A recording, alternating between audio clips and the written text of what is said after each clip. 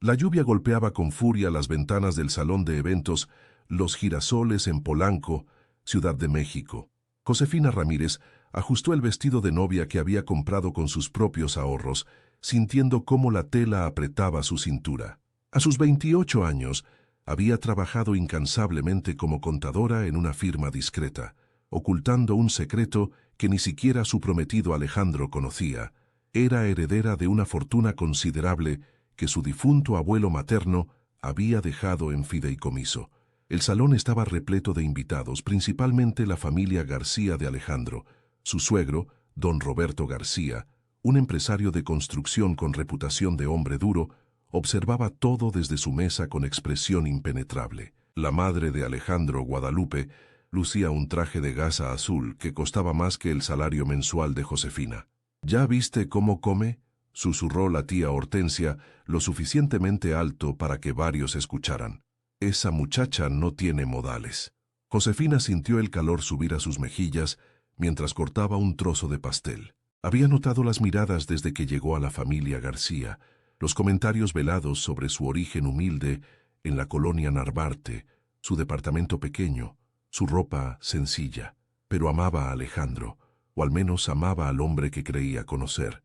La ceremonia había transcurrido sin contratiempos hasta ese momento.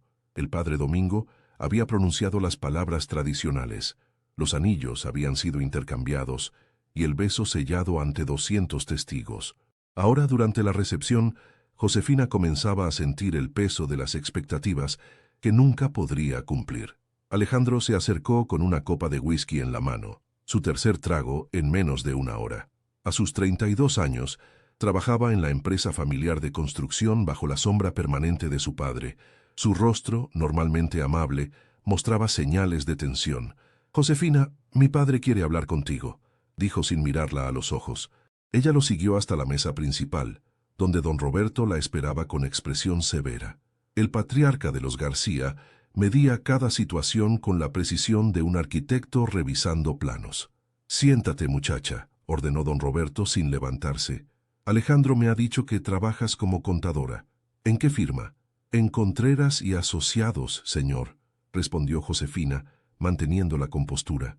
«Nunca he oído de ellos». «¿Cuánto ganas al mes?». La pregunta cayó como un martillazo sobre la mesa. Josefina sintió todas las miradas clavadas en ella. «Don Roberto, con respeto, eso es algo privado entre Alejandro y yo». El hombre soltó una risa seca. «Privado.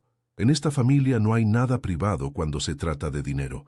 Mi hijo necesita una esposa que aporte, no que sea una carga». Alejandro permanecía de pie junto a su padre, callado, mirando su copa como si contuviera las respuestas a preguntas que no se atrevía a formular. La cena continuó con un ambiente tenso.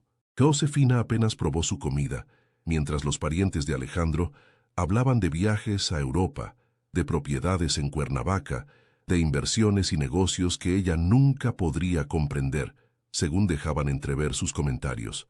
Fue durante el baile cuando todo se derrumbó. La banda tocaba Bésame mucho, cuando Josefina tropezó levemente con el dobladillo de su vestido.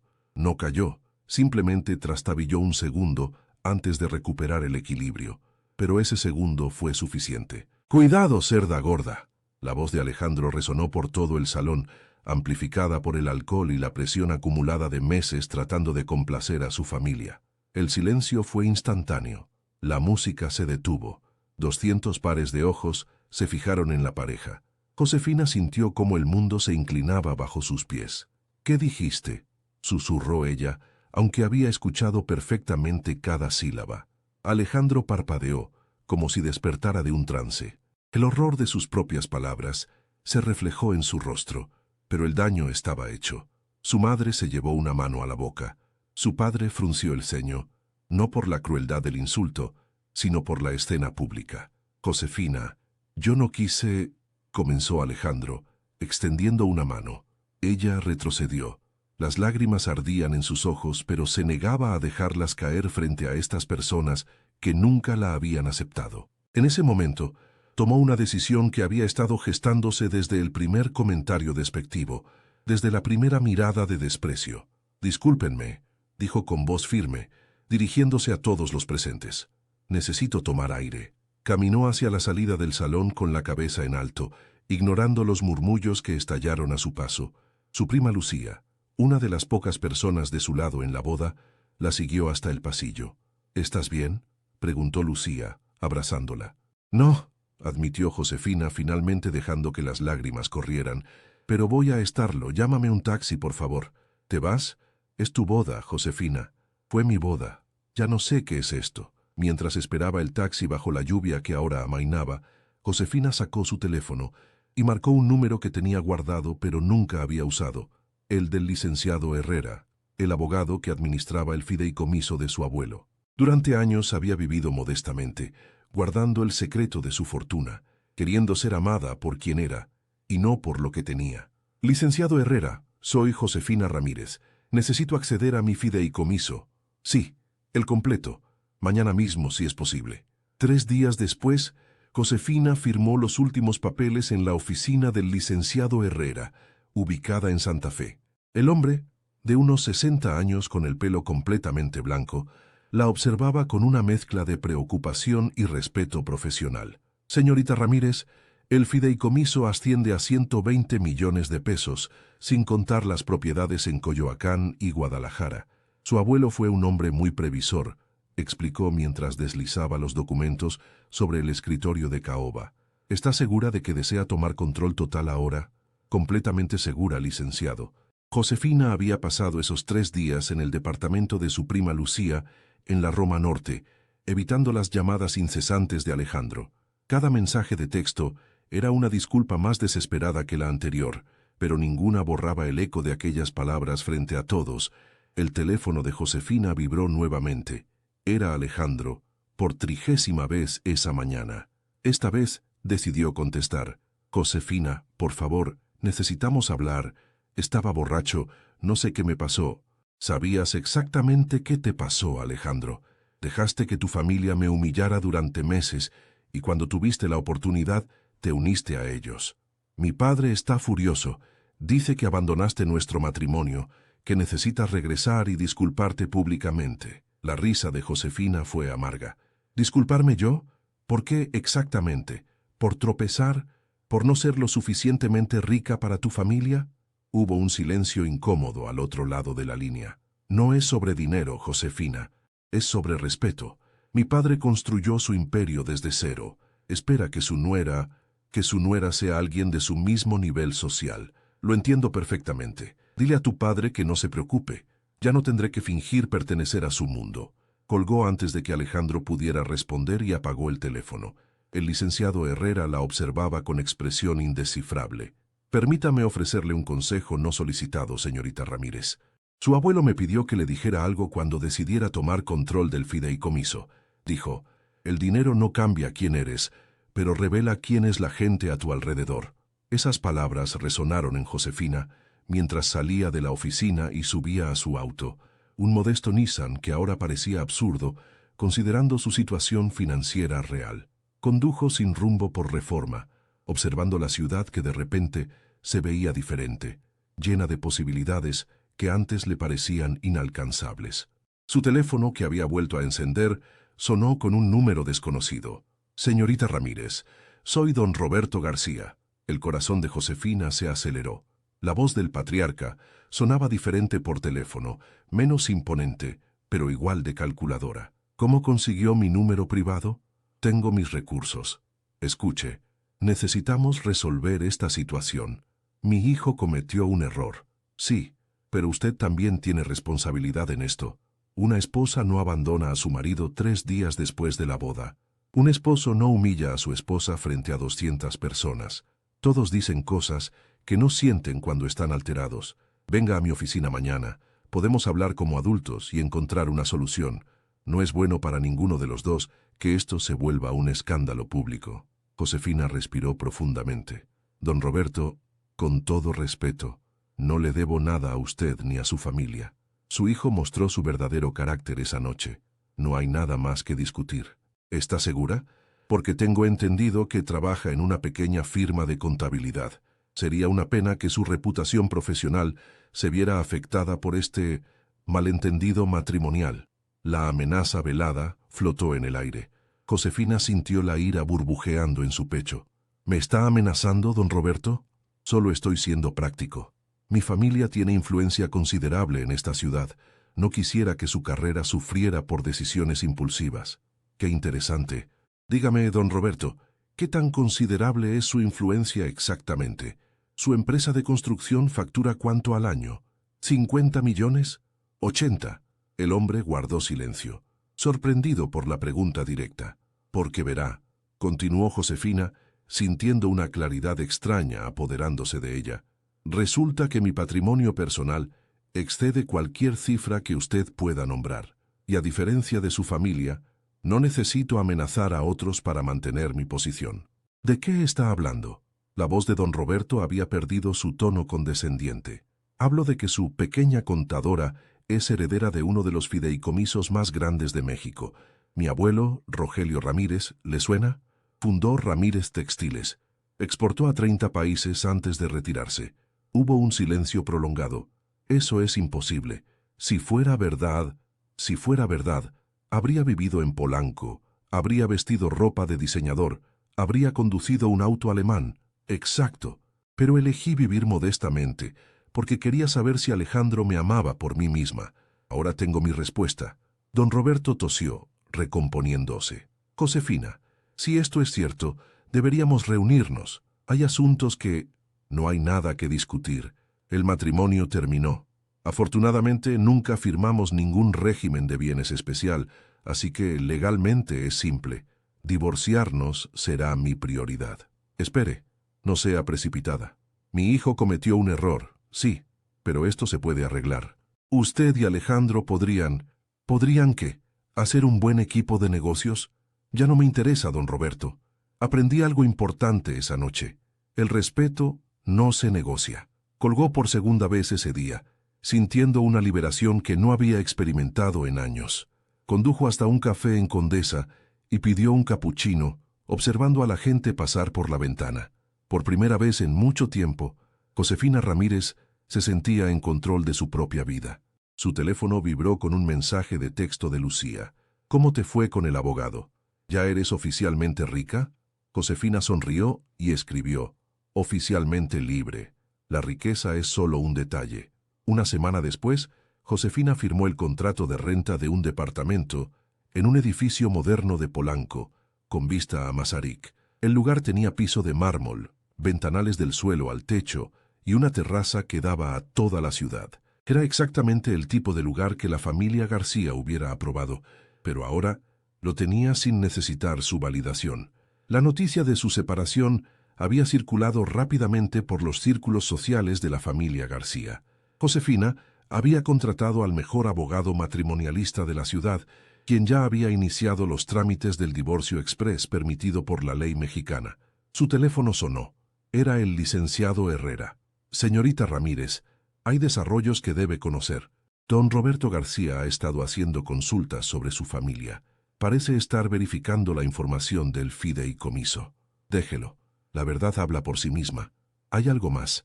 Me contactó para preguntar si usted estaría interesada en invertir en su empresa de construcción. Aparentemente, están enfrentando problemas de liquidez en varios proyectos.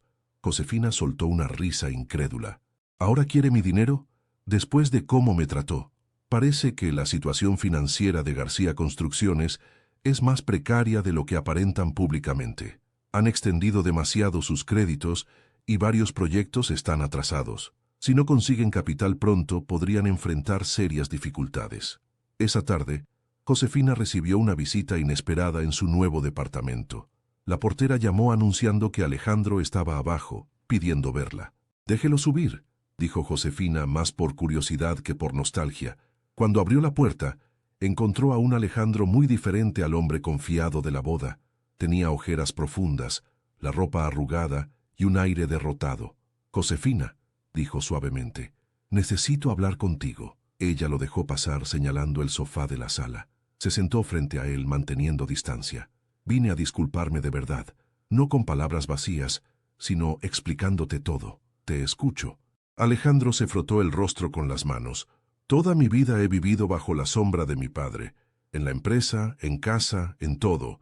Él decide quién soy, qué hago, incluso ¿Con quién debería estar? Cuando te conocí, fue la primera vez que sentí que tomaba mis propias decisiones. Eras diferente, genuina, no como las mujeres de mi círculo que solo veían el apellido García. Pero no fui suficiente para ti cuando importaba. No fuiste tú, nunca fuiste tú. Era yo, tan acostumbrado a buscar la aprobación de mi padre, que cuando él y mi madre empezaron a hacer comentarios sobre ti, sobre tu ropa, tu departamento, tu trabajo, empecé a dudar, no de ti, sino de mi propio juicio. Y esa noche, borracho y presionado, exploté de la peor manera posible. Josefina lo observó en silencio.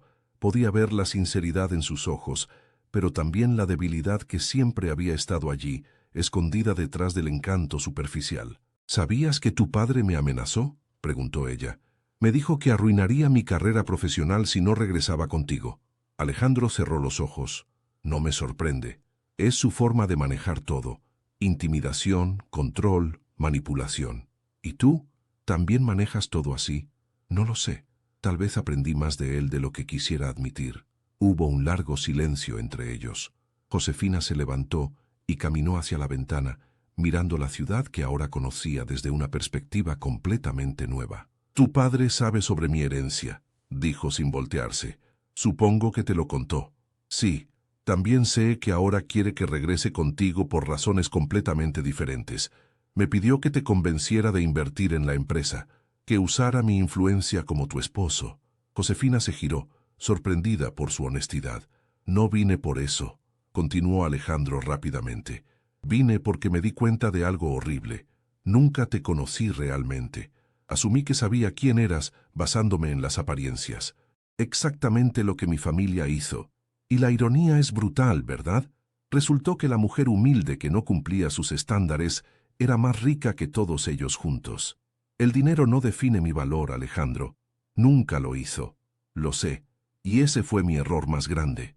Dejé que todos esos valores superficiales nublaran lo que realmente importaba. Josefina se sentó nuevamente, esta vez más cerca.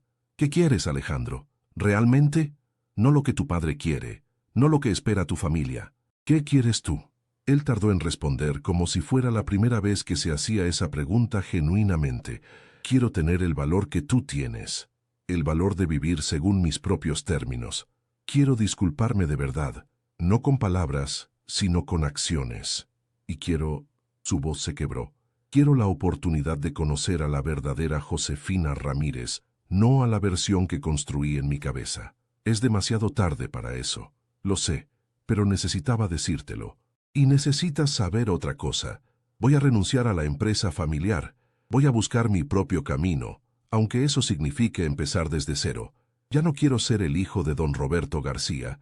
Quiero descubrir quién es Alejandro García cuando no está viviendo para las expectativas de otros.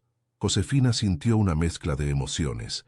Parte de ella quería creer en su transformación, pero otra parte, más sabia, reconocía que algunos daños no podían repararse simplemente con buenas intenciones. Te deseo suerte, Alejandro, de verdad, pero nuestro matrimonio terminó esa noche, no por el insulto en sí, sino por lo que representó, años de presión que nunca enfrentaste, de comentarios que dejaste pasar, de miradas despectivas que ignoraste. No puedo construir una vida con alguien que no me defendería cuando importa. Alejandro asintió, limpiándose los ojos. Lo entiendo. ¿Hay algo que pueda hacer? ¿Alguna forma de...? Puedes firmar los papeles del divorcio sin complicaciones. Puedes dejar de permitir que tu padre use nuestro matrimonio fallido como excusa para sus propios problemas. Y puedes trabajar en ser el hombre que quieres ser, no por mí, sino por ti mismo. Lo haré. Se puso de pie para irse. En la puerta se detuvo. Josefina, para lo que vale, fuiste la mejor decisión que tomé en mi vida. Solo lamento haberla arruinado. Después de que se fue, Josefina se quedó sentada en su nuevo departamento, procesando la conversación. Su teléfono sonó nuevamente. Era el licenciado Herrera. Señorita Ramírez, don Roberto García ha solicitado una reunión formal. Dice que tiene una propuesta de negocios que le interesará. Josefina sonrió. Dígale que lo pensaré, pero que cualquier reunión será en mis términos, en mi territorio, y solo si viene con total transparencia sobre la situación real de su empresa. Entendido. ¿Puedo preguntar qué planea hacer? Todavía no lo sé, licenciado, pero sea lo que sea, será mi decisión, solo mía. 2 semanas después, Josefina se sentaba en la sala de juntas de su recién formada consultora de inversiones, ubicada en Torre Mayor. Frente a ella, don Roberto García intentaba mantener su postura autoritaria, pero sus manos temblaban ligeramente mientras revisaba los documentos que ella había preparado. «¿Estos números, cómo los consiguió?», preguntó, su voz menos segura que de costumbre. «Tengo buenos contactos, don Roberto.